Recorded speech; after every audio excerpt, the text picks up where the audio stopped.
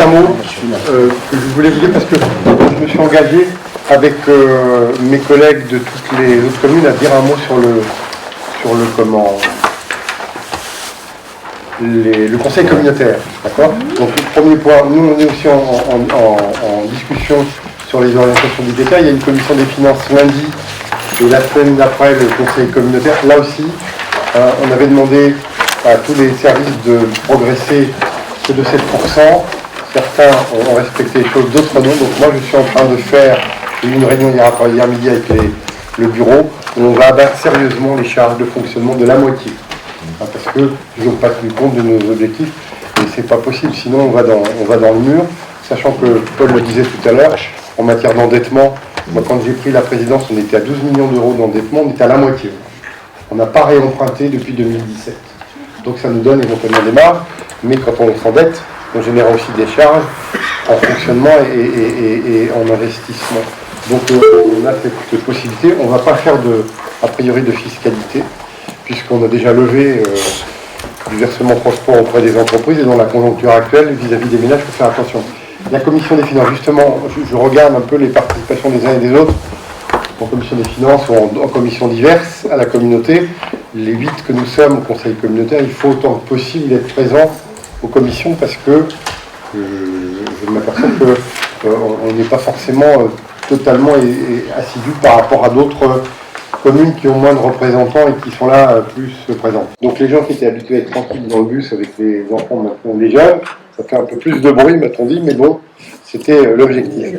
Et deuxièmement, on a 5 secteurs que vous avez vus, à raison de 2 à 3 fois par semaine, par secteur, une possibilité de venir ici, avec ici ou à Malétroit ou à la Gassie, mais on a sectorisé par rapport aux villes-centres, et avec des correspondances avec la ligne Redon. C'est long, vous partez de Tréal, vous pouvez rejoindre la ligne à Carentois et vous reprenez le bus après à Valcory et après vous allez à Rennes sans avoir pris votre voiture. Mais ça, il faut vraiment que ça marche parce que on a économisé grosso modo 220 000 euros nous sur cette opération et aujourd'hui ça c'est une opération à 9. Enfin, on va lever 900 000 euros de financement par le versement transport, mais sur toute participation comprise. On verse 520 000 euros pour la ligne Bresgo et 250 000 pour le reste. Donc vous me direz, ça fait grosso modo 800 000, il nous reste 100 000 qui servent à financer toute la politique vélo et de mobilité douce. Attendons d'avoir vraiment les fonds parce qu'on verra vraiment s'il n'y a pas des choses différentes. Et derrière, il y a aussi le transport scolaire. Le transport scolaire, ça nous coûte 450 000 euros. Et sur les 450 000 euros, la région nous donne 250 000. Donc on a toujours cette charge. C'est-à-dire qu'au global, on n'a pas un budget équilibré, tout transport confondu. Mais bon, c'est un effort qui est fait, et c'est la seule ligne ici, la 12, elle s'appelle, qui est en horaire décalé. Et je disais ça hier en réunion, je discutais l'autre jour, parce que Fenêtre A, par rapport à ces horaires, est mal desservie. On va évaluer tout ça, on va recorriger le tir. Mais maintenant, il y a des gens de Plélan qui vont bosser à Fenêtre A avec le bus, le matin. Alors que certains y allaient avant, quelle que soit la météo, en vélo, ou en reconnaissant un qui est en vélo. Donc ça marche. Donc, ce que je veux dire, c'est qu'il ne faut pas hésiter à en parler. Vous avez des choses à disposition qui sont là. Je pensais, parce que tu parlais tout à l'heure de la trésorerie, la trésorerie est fermée à Malétroit. Donc il n'y a plus de trésorerie sur le territoire, ni à la Gassie, ni à Malétroit, ni à Guerre. Ça veut dire, parce que c'est pas ce qui me faisait penser, le payeur, désormais, il est conseillé, je fais simple, aux collectivités de toute la communauté de communes, de l'ex-communauté de communes. Et maintenant, nous, en interlocuteurs, on a des interlocuteurs à Pontivy. Et avant, donc il y a des interlocuteurs qui s'occupent des recettes, il y en a qui s'occupent des dépenses. Alors on pouvait se dire qu'à chaque fois on avait le même, on n'a pas le même. Donc il faut tout réexpliquer. Alors ils ont compris que ce serait peut-être mieux qu'on ait le même. Et le conseiller ex-trésorier, M. Buret, est maintenant conseiller aux collectivités. Donc il va sur le terrain donner des conseils et il y a une permanence à la communauté. On a eu obligation de mettre des bureaux à disposition, ou moi, ou des élus viennent le voir. Donc il y a le rapport de proximité qui a disparu. Et donc ça prend plus de temps aussi dans l'élaboration et dans le contrôle de nos budgets. Donc c'était des informations comme ça que je vais vous donner. Une dernière. on est sur l'opération de renforcement du centre-ville, de la dynamisation des centres-villes, de la restructuration des centres-villes. Donc on a recruté une manager de commerce, Madame Le Talec, qui a démarré, le Tarnet, je me trompe à chaque fois, Alexia. Et donc on a rencontré pas mal de commerçants et on va voir toutes les unions de commerçants là bientôt, à Guerre la semaine prochaine. Ouais, on va leur présenter un peu et voir comment on peut les aider, ils peuvent mieux communiquer, comment on peut plus développer les aides qui existent, comment on peut, je dis ça, c'est n'importe quoi, mais c'est pas n'importe quoi. La première chose que les gens voient dans un commerce, c'est la vitrine. Il faut qu'elle soit attractive. Et donc, il y aura tout un tas de conseils comme ça. Donc, il y a une réunion la semaine prochaine, je vous le dis, avec les commerçants qui souhaiteront venir.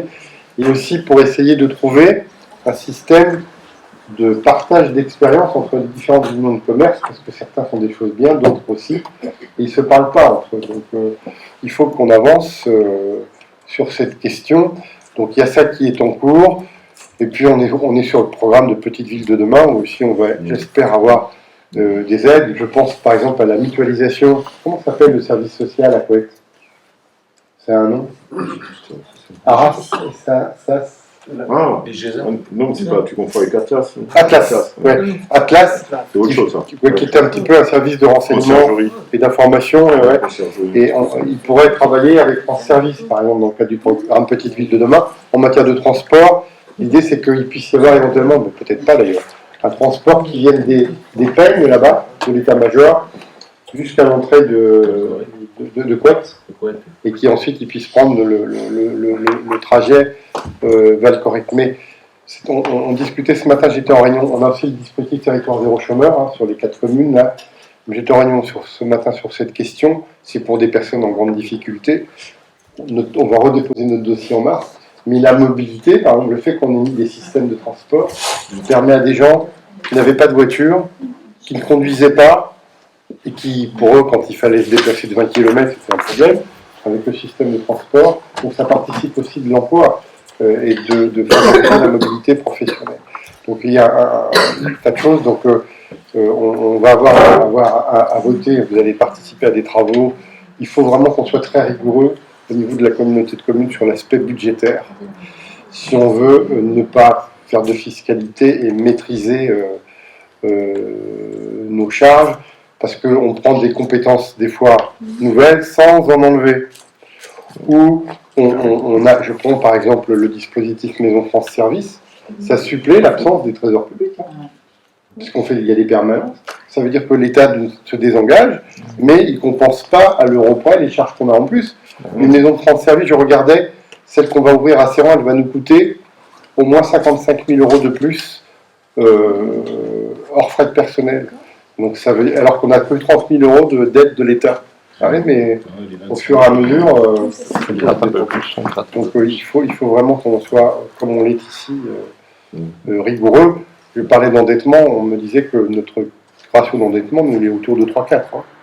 Bon, donc on n'a pas de problème là-dessus, c'est plus sur le fonctionnement, où c'est plus compliqué comme dans beaucoup d'endroits.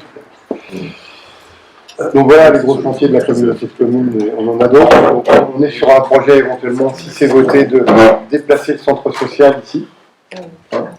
On va livrer sans doute, j'espère, c'est d'ailleurs ouvert sur l'aspect multi-accueil, le multi-accueil de la GACI. On commence à 12 places, on va passer à 18. À LSH, on est à 50, on va passer à 60. Donc ça, d'ici l'été, ça va être ouvert. Donc c'est des équipements nouveaux. On fait une extension du siège à Malétroit, parce qu'on n'a plus de place, mais aussi parce qu'il y a le dispositif d'ACT, le dispositif d'accompagnement pour les personnes handicapées et les personnes à mobilité réduite, et les personnes âgées qui est financé par le département. Ils ont aussi besoin de locaux, donc on les intègre dans ces locaux et les loyers qu'ils vont nous verser couvriront l'emprunt qu'on va faire. D'accord ? Donc c'est un chantier qui va démarrer en tout début d'année prochaine, et puis surtout les parcs d'activité qu'il faut que nous mettions que nous réajustions, je pense au Bouchard, je pense à Magassi, à Montvalais, à Serran, à Valcorric, à Boal, parce qu'on a de la demande, mais on va être vite limité en foncière à proposer, parce que c'est reparti, et donc on travaille aussi beaucoup sur cette question, et sur l'amélioration des services à la population, mais tout en faisant en sorte de rester dans notre champ de compétences, parce que il y a des champs de compétences qui sont départementaux, il faut que ce soit le département qui assume ces charges. Mais bon, donc, moi je vous donnerai de temps en temps comme ça des informations, parce qu'étant dedans, des fois j'oublie de parler de la communauté de communes, mais les uns et les autres qui y siègent peuvent aussi en parler sans aucun problème.